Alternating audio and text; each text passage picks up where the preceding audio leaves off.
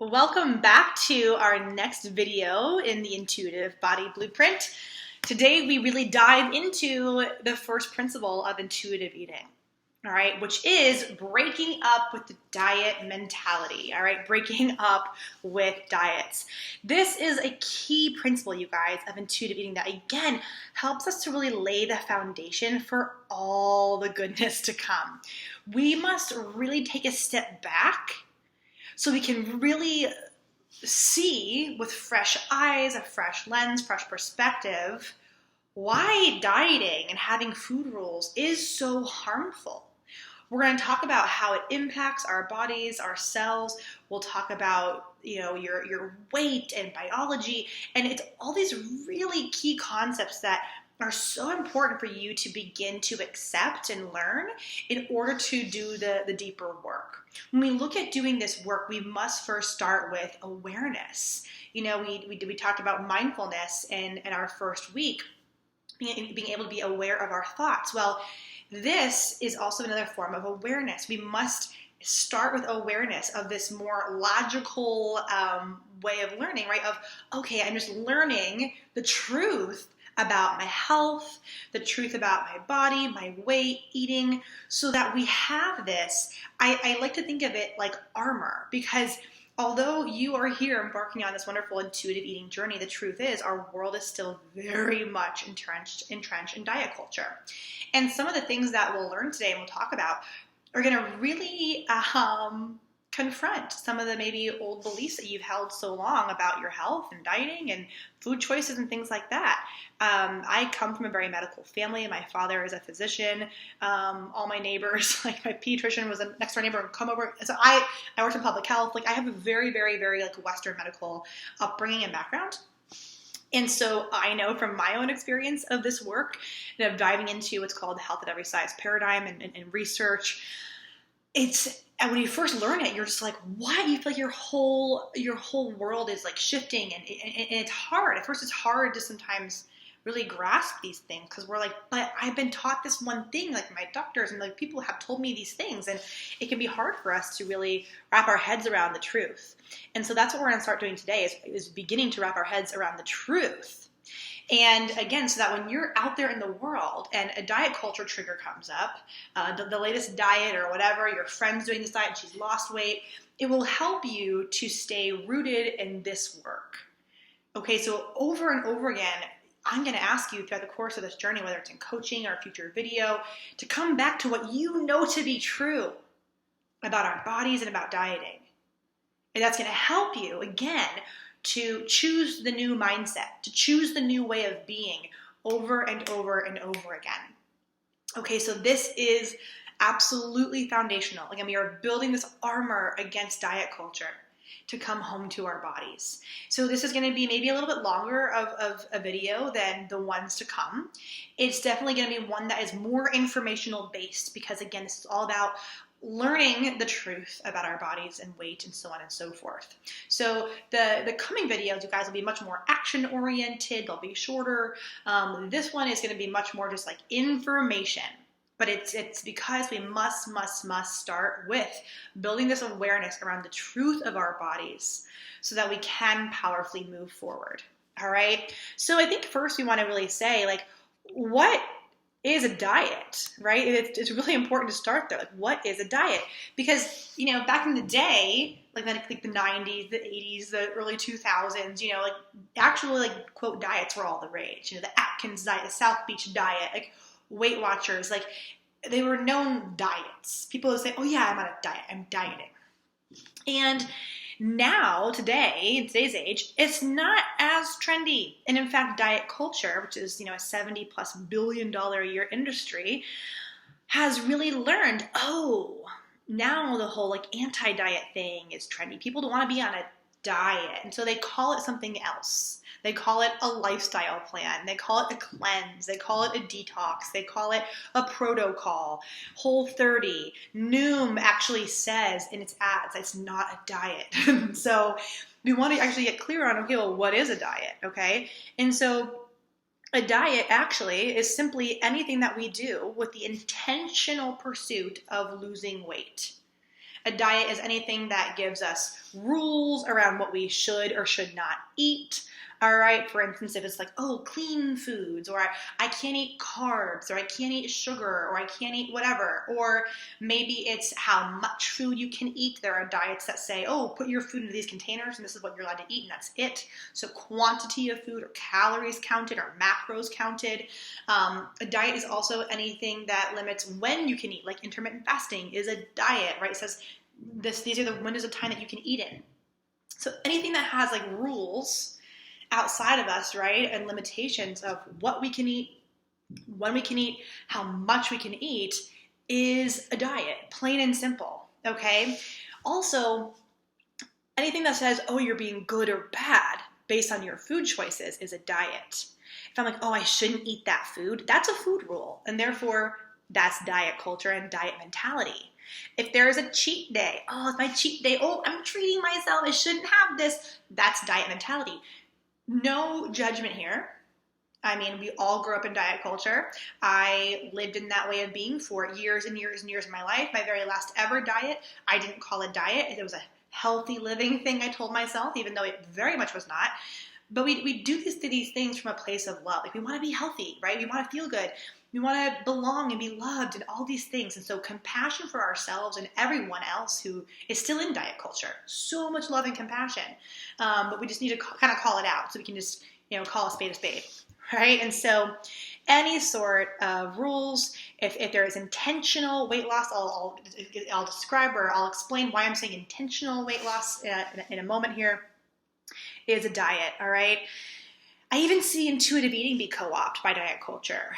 And I'll see coaches on Instagram talk about intuitive eating and talk about how they use intuitive eating for weight loss. And that's not then true intuitive eating. And we're going to talk about why. We'll talk about why that is right coming up here. But before we do, I would love for you to pause the video right here and actually list out what are some of the diets that you've done. Maybe even diets in disguise. What are some of the ones that you've done in the past? Okay, so pause the video. What are some of those diets you've actually done in the past? And get real with yourself here. How did they make you feel? And I kind of want you to take off the rose-colored glasses. So oftentimes when we look back on dieting, it can be like looking back at a past relationship. And sometimes we can be, oh, man, and it will, whatever, you know what I mean?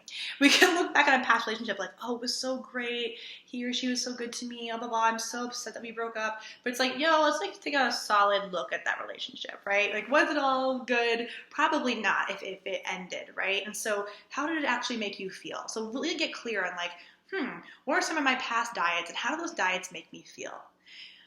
All right, so pause the video, do that, and then come on back. Okay. Again, I'm going to assume that you did the work because this is doing the work. This is how you get the most out of this program, by actually doing the work and doing this journaling, doing this reflection. So a lot of people, say, oh, but Julie, like the diets work. It's like I did Weight Watchers and it worked. I did keto and it worked. But my question to you is, if it ended and you kind of went back to your old ways, or you started binging or feeling out of control around food, or the weight came back, right, which it typically always does, then did it actually work? Because really for a diet to work, that would mean that you go on the diet and then you just stay at that weight and you kind of eat that way for the rest of your life.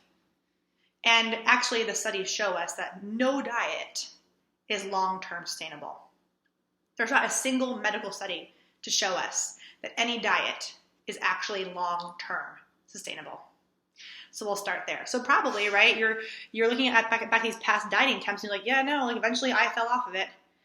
Nope, eventually, like, yeah, the weight came back, right? It ended in some sort of way. And so therefore, guys, the diet didn't work. It didn't work. If it worked, you would do it and be done. Really, if diets worked, we'd all do like a diet, maybe 2 diets, and we'd be like, oh, I'm done now. I can just live. But we all know that's not what happens. Okay, and what I want you to know, what you're really going to grasp in this video is that that's not your fault at all. It's actually biology. Diets are not set up to work, okay? And so let's start looking at why dieting doesn't work and why intuitive eating does work, okay? And why it's so different. So I mentioned before that a diet is any sort of pursuit of intentional weight loss, and how intuitive eating is not true intuitive eating if there is a goal of intentional weight loss, okay? Why this is that intuitive eating is a weight neutral program. And the weight neutral part of this is absolutely critical. What does weight neutral mean? Weight neutral means that we just don't focus on our weight, all right?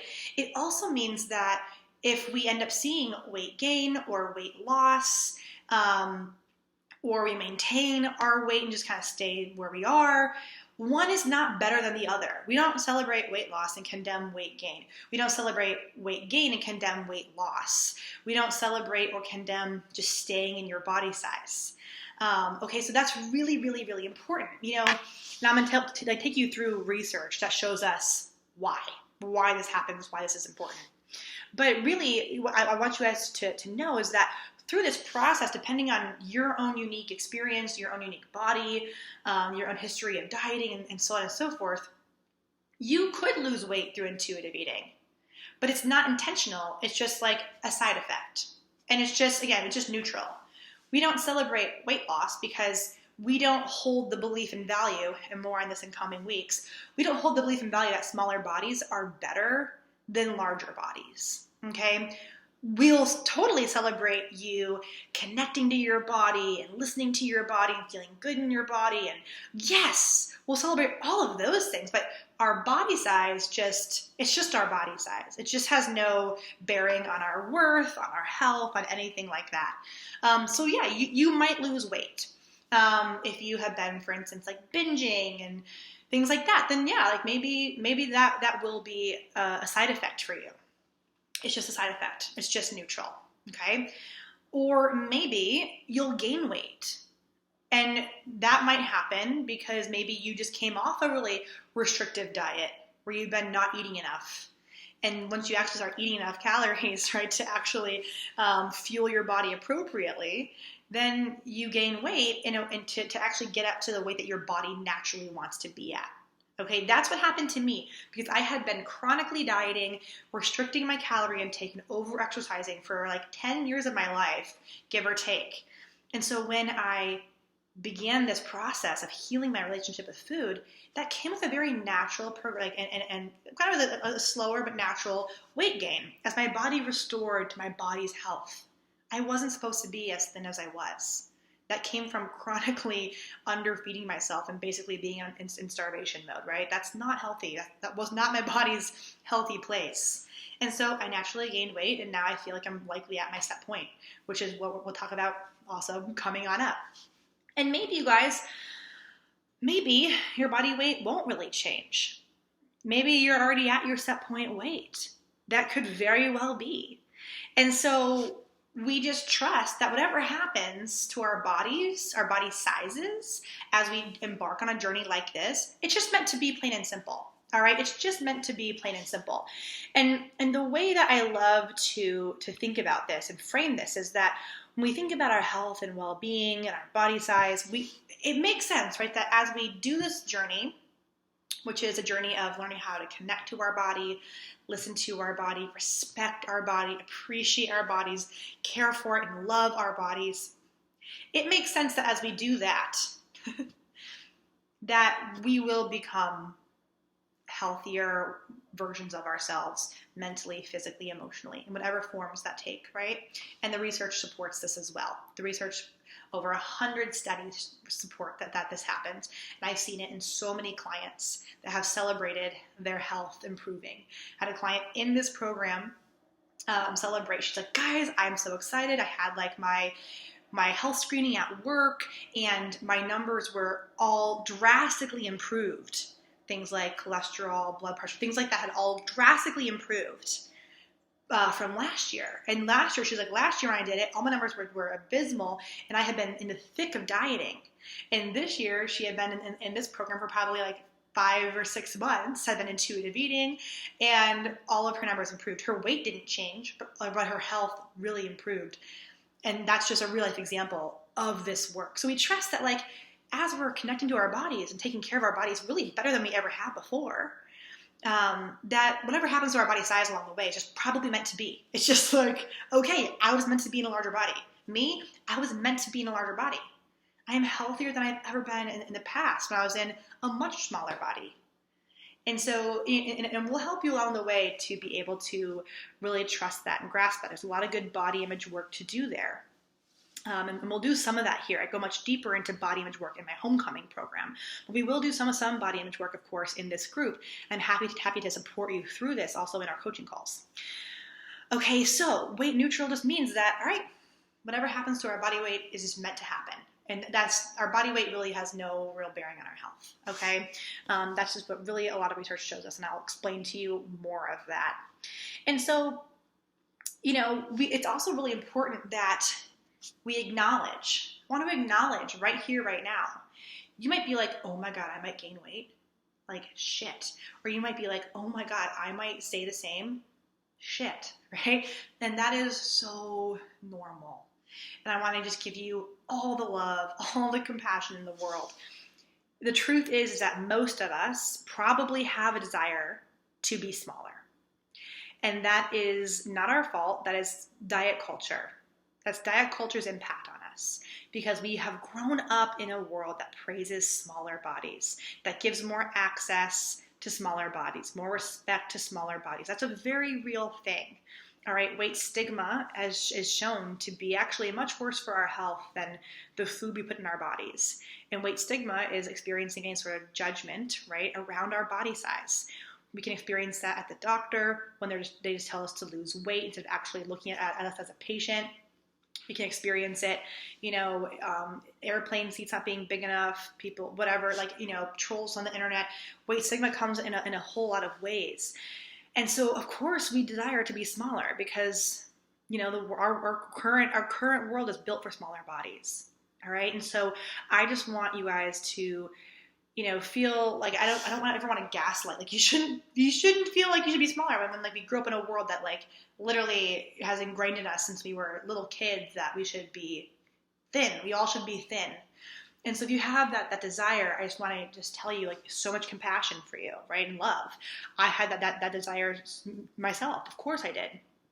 And the work here is that we're going to, again, today learn the truth about our weight and our body sizes and really see that we really can't control our body size. Our body size is as genetic really as our height, our foot size, right? We can't really control our height and foot size.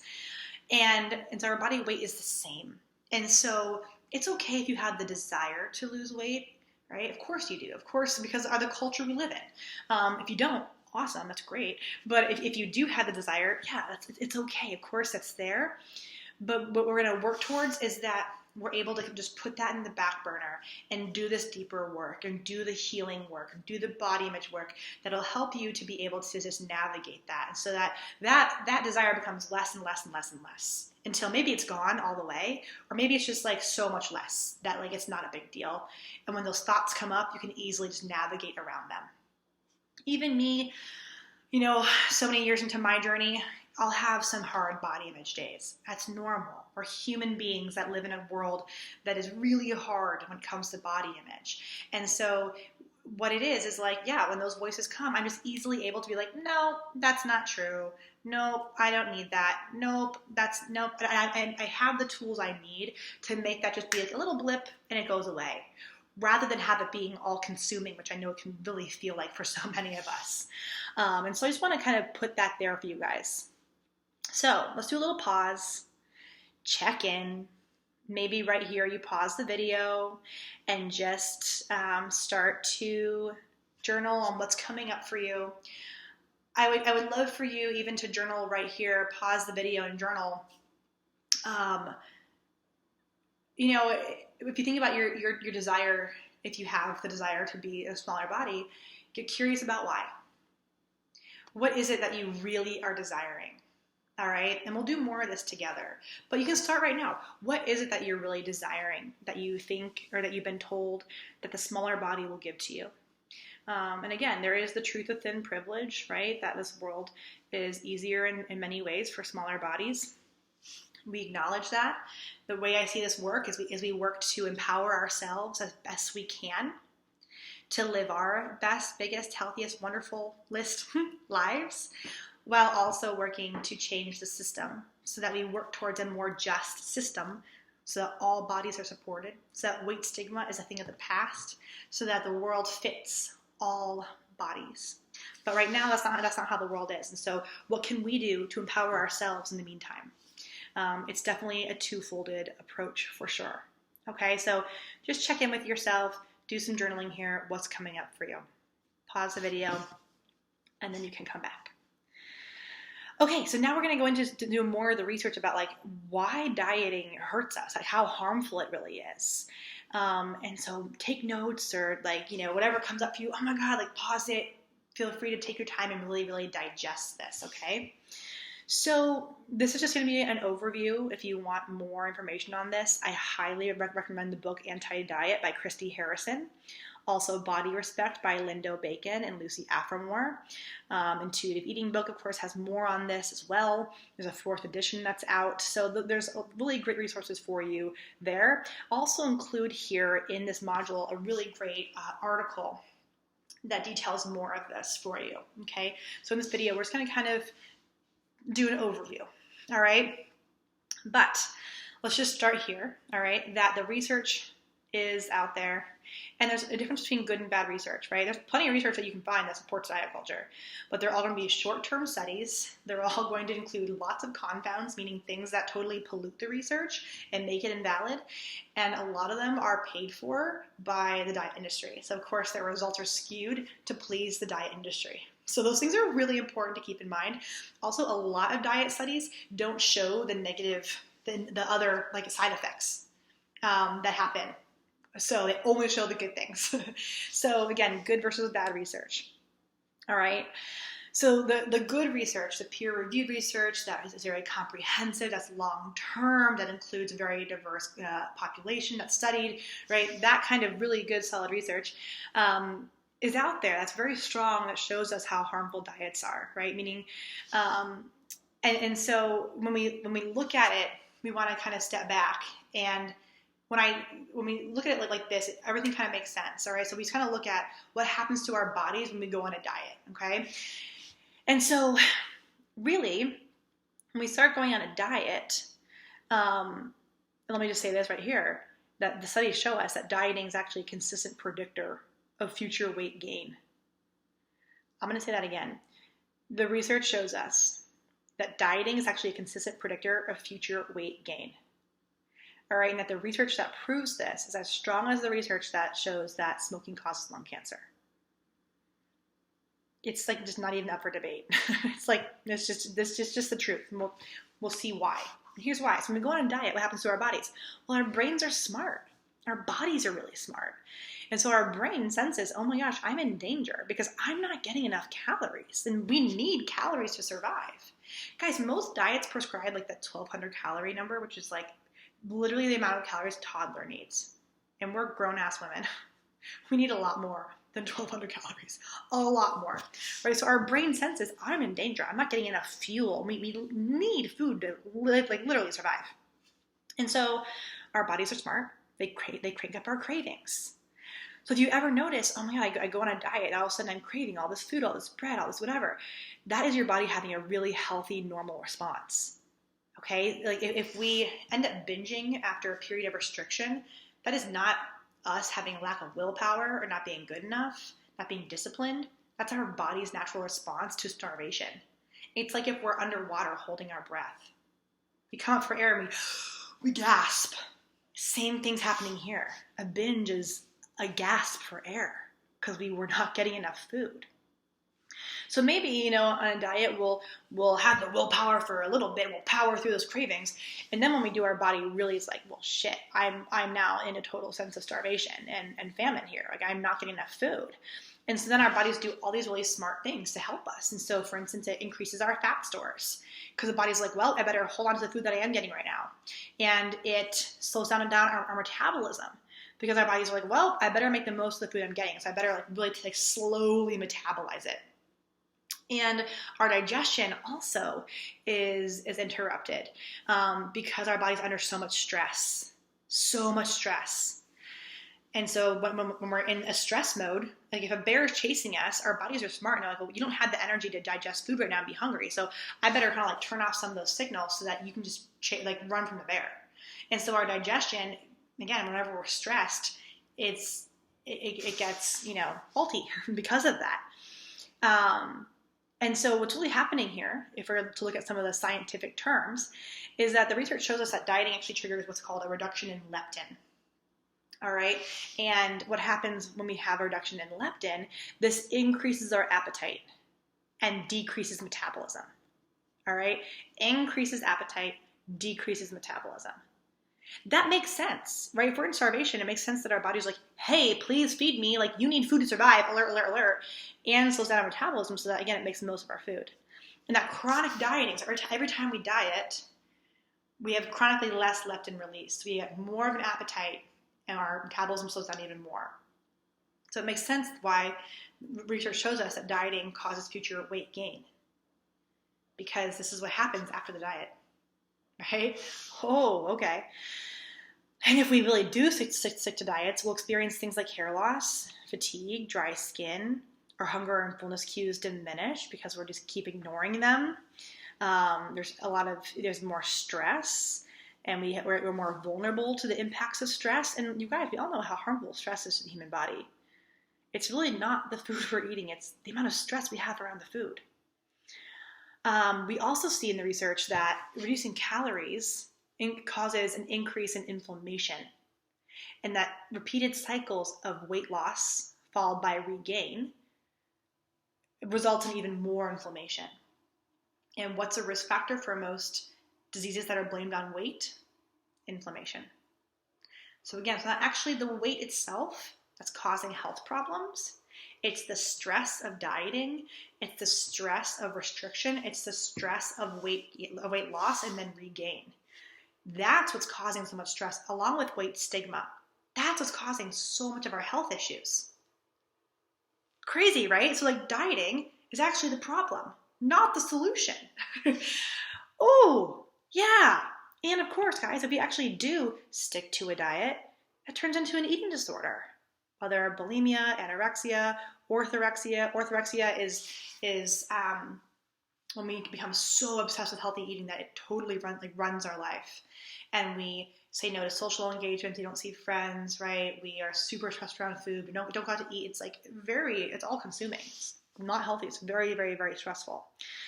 And so if you're ever feeling like you failed a diet, well, then I'm glad that you did, because that means that you had a healthy response to that diet, that your body protected you. Okay, that's your body's natural healthy response. And so again, you did not fail the diet. It's biology, all right, that you bounced back up. This also is because of set point weight theory. Set point weight theory is super important for us to talk about. This theory shows that every human being has a set point weight range where our bodies are naturally happiest and healthiest. Okay, and so it can be like a good 10 to 15 pound range. Like, we're not supposed to say the same number. It is meant to fluctuate. I'll notice, for instance, that I often gain weight, like a little bit of weight in the winter, and then often fluctuate down in the summer, which makes sense because I live in a cold climate in the winter and a hot in the summer. So it's like, oh, that's kind of cool. Like our bodies naturally do that. That's so normal. Or in different seasons of life, if we're being more active or less active or more stressed or less stressed, our bodies can absolutely fluctuate. That's totally normal. Okay, but then we have like a general range that our bodies want to stay within. Or again, like the 10 or 15 pound range that our bodies like to stay within. And what happens is when we diet, we typically go below that range. Okay, and that's why then our bodies fight to get us back into that range. Our bodies want that homeostasis. They want us to be at that place, at our set point weight range. So it fights to get us back up. Now the thing is, oftentimes what will happen is that we'll actually regain even more weight, and we'll actually increase our set point weight. Our set point weight cannot go down. It can only go up. And that's a protective mechanism. Okay, and so we might gain weight because our body's like, ooh, I better make sure I gain a little bit more weight, because if I have famine again, I want to make sure I have more weight on me. Like, God forbid I have another famine, another starvation. Okay, so that makes sense when you think about it. Yeah. If we go above, like we might be above, and that's where maybe through intuitive eating over time you come back down. Sure, maybe, right? Again, it's all neutral, but that's set point weight, and this is why we regain weight. It's a biological thing. A really great metaphor I love to use is thinking about I want to say it's a Chinese tradition, or like ancient Chinese tradition. I don't know. I don't quote me on like when in history. Maybe it still occurs. I don't know. Where they do the foot binding, right? And they would bind, I don't know if it's all people's feet or just female feet, whatever. It doesn't matter. Just the example matters. They would bind the feet to have smaller feet because smaller feet were seen as like more beautiful and delicate or whatever. So they would bind your feet. And obviously we're like, oh God, that must hurt so much. Like, ooh, like we're not, like our feet are just our feet. They shouldn't be smaller. Like we know that, right? But that's what we're doing to our bodies. Is we're essentially trying to like bind our bodies to be smaller. And then what happens when you take the binding off of that foot? Our foot expands, right? Well, the same thing. When we go off the diet, our body then expands. And it's a good, healthy thing. It's like, oh, thank God. And so if we can see weight gain, and weight gain is like, oh, my body's just like breathing again. It's like healthy again. Oh my gosh. That's what I want you guys to think about in terms of when we're coming off of dieting or restriction. The binding is actually coming off, okay? So when we look at more of this research, right, we see that also as we restrict food and we say food's good or bad, it actually makes us more obsessed with food. There was a study done back in 1945 during World War II on a bunch of men who were doing a purposeful kind of fast due to like the war efforts, and they were looking at what happens to these men as they do this. And these men all were like physically healthy and had a good relationship with food and all that before they did this. And as they had to limit their calorie intake and all of that through this experiment, they became obsessed with food. They started exchanging recipes. This is back in the 40s. Men did not really do that in the 40s, right? They were exchanging recipes and like obsessed with cooking, and they also like lost sex drive. They became so obsessed with food and everything that they actually lost sex drive. Isn't that insane? And their health declined mentally, physically, emotionally because their bodies were under so much stress. So we see here like, wow, dieting just puts us under so much stress, and it just makes us totally obsessed with food. And again, this is why, as I mentioned earlier, no, there's not a single study that shows us that weight loss is long-term sustainable. Okay, this is why. It's not our fault. It's not lack of willpower. My hunch is that you've accomplished some pretty impressive things in your life that have taken willpower. Getting through high school and college, maybe getting through an advanced degree, maybe starting a business, maybe you have a family, maybe whatever it is. Like, I'm sure you've done things in your life that have taken willpower and determination. So don't tell me that you don't have willpower and determination or work ethic or commitment. You do. All right? Weight loss just, again, it's a biological thing. We're not supposed to be smaller than our set point weight. Okay? And so, yeah, set point weight theory, guys, really shows us that body diversity is just real. Just as though some people are tall and some are short, and some of us have wide hips and narrow hips and big boobs and little boobs and big hands and small hands and blue eyes and green eyes and brown hair and blonde hair and different skin colors and all the things. Well, our body size in terms of how much fat we hold and how wide our hips are, all that kind of stuff, like it's also just biological. It's just a natural part of us. And I think that's really, really, really, really important to say, right? So you can think about friends who maybe are in bigger bodies, or maybe it's you. You feel like your whole life they've tried to be so healthy and they've watched what they've eaten and they've worked out and they still are in a larger body. It's because they're meant to be in a larger body, period. Or maybe you have friends who are thin, or maybe it's you, who are thin, who have never really exercised and have never cared at all about what they're eating because they're skinny. So why does it matter? They're already skinny. Yeah, we all know those people too. That's because their set point weight is just thin. And so we all have different body shapes and sizes, and that is so normal and so real. All right. So let's look at some of the numbers, okay? The majority of people, guys, the vast majority, 95, 98% of people who go on diets, who lose weight, will regain the weight back. 95 to 98%. So when your friend ends up going on a diet and loses weight, come back to this truth. She's going to gain it back. And then can you be there for her? Or if she doesn't, then it's like, oh gosh, is she okay? Or is she experiencing disordered eating / eating disorder? And 60% of people will regain more weight than they started with. They'll raise that set point. Again, that's their body protecting them. So this weight loss and regain is called weight cycling. All right. And it's again, this weight cycling that causes so much stress in the body. Okay. And so when we look at more of the research and even like, but what about like health? Like, isn't it like not healthy for us to be like quote overweight or quote obese and all those things? Let's dive into that. Okay. So the health and exercise research that Lindo Bacon, Lucy Atmore have done tons on, and now many, many other amazing researchers have expanded upon. What they see is that there's a lot of the benefits of like weight loss have been totally misinterpreted and exaggerated. And so, okay, sure, at both extremes, but really, I mean, underweight is very, very, very unhealthy, like not good for our health. So like at both extremes, whether you're underweight or like, on the total, like, I don't even like to use the word obese because it's just not a helpful word. It pathologizes larger bodies, which again, body size is very much genetic, right? It's just like our biology. But if we're on like the absolute other end of the spectrum in terms of being, a very, very, very, very, very large body, okay, then like, sure, maybe our weight can then adversely affect our health. Yeah. But again, it's not like the weight, it's more of like our life and how we're living that's really impacting our health. Okay. But again, those are the two extremes. Most Americans fall in the middle of that body fat bell curve, which is, really when we see that our weight is little more than a benign marker of an individual's genetic predisposition to carry it. Okay. So meaning that we all just have a natural amount of fat that we're meant to hold.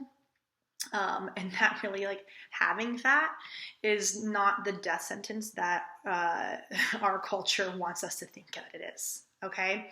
And actually, when we look at, like all epidemiological studies really indicate and show us that people actually that are in the quote overweight or quote moderately obese categories live at least as long, if not longer, than people in the normal weight categories. And we look at the National Health and Nutrition Examination Surveys 1, 2, and 3, which follow the largest nationally representative cohort of U.S. adults. They see that the ideal weight for living a long life is actually in that overweight category. Okay, and so this research just shows us that some people are just genetically inclined to have more fat than others, and that's totally fine and healthy. And even these words of overweight, normal weight, obese, like they come from the BMI scale, which is completely, I can't believe it's still even used.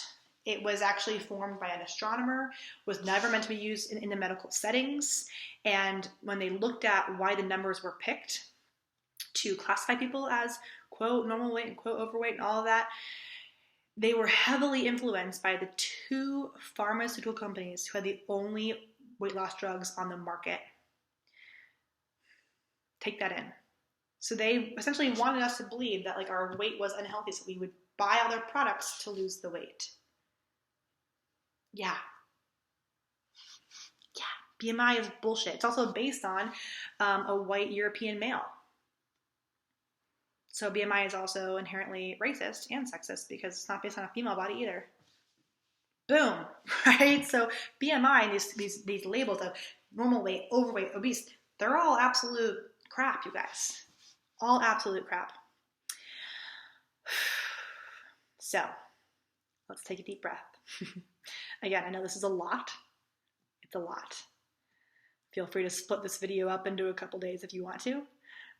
It's a lot.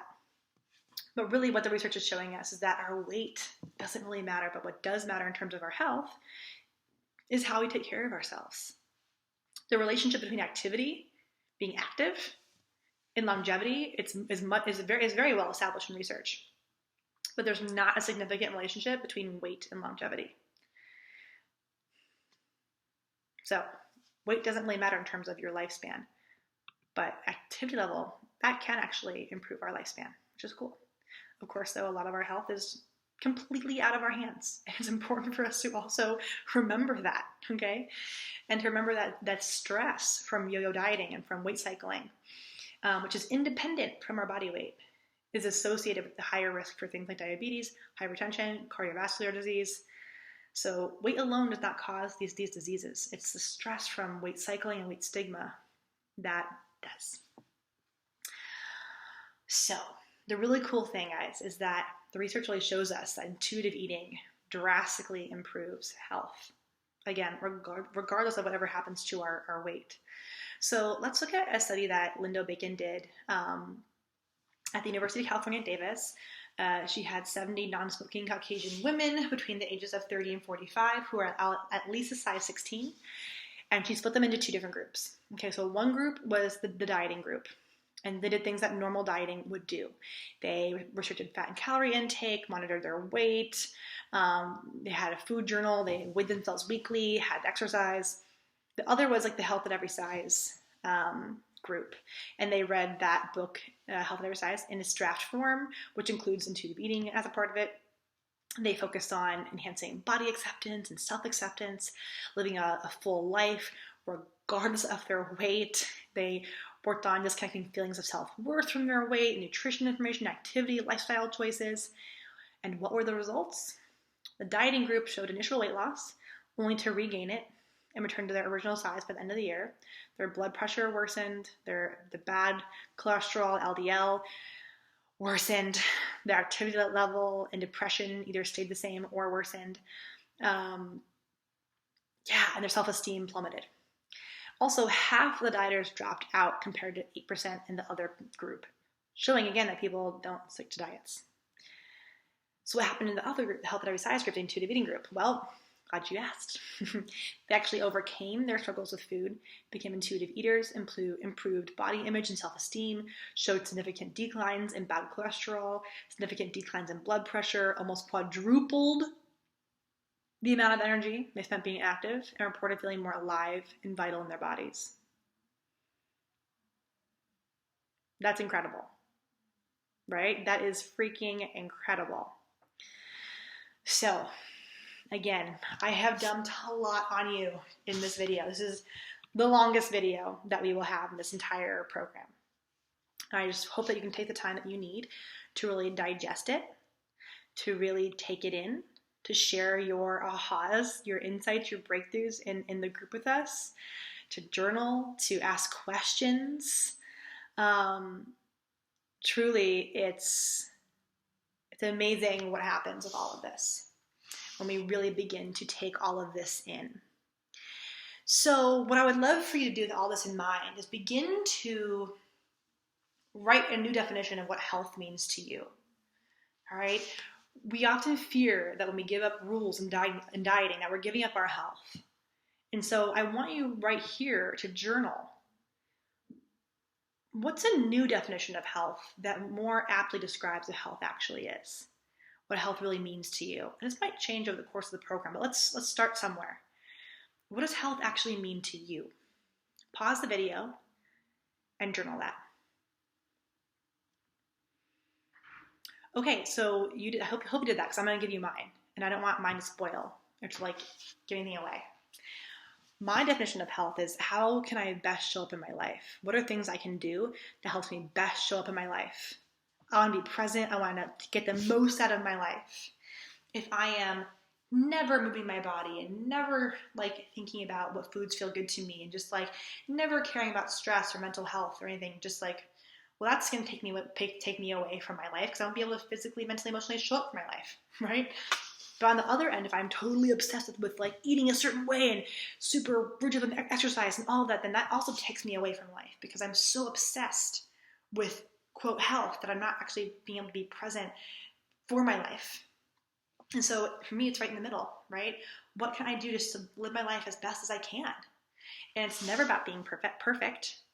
Health includes enjoying a cheeseburger without any guilt or stress, and it includes enjoying that salad.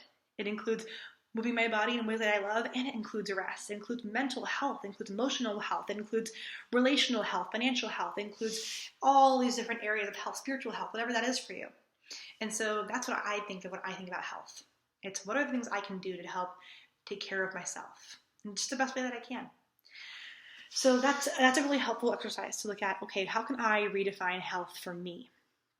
Okay, so we can really see, oh, health is this. It's not my weight. It's not my body size. All right. And so I think that's a really helpful reframe. So I want to go over one more little journal prompt that is going to be really, really, really helpful. All right. And that is, I would love for you to write a letter breaking up to dieting. Pretend that dieting is like a partner that you're like, oh, you treated me horribly. I see it now. Like, we are breaking up. All right. Let it be whatever comes up for you. Only you're going to see it. But this can be a very powerful exercise. So I really encourage you to do it. How did dieting treat you in the past? How did it make you feel, right? We did some of that already in this. Why are you done with it, right? And then what are you looking forward to in your new relationship with food in your body? This is a really, really powerful thing. So I encourage you to make the time to journal that. We'll go over other action steps in the next video. All right, in the next video. So I'll see you there. Thanks, guys, for making it all the way to the end.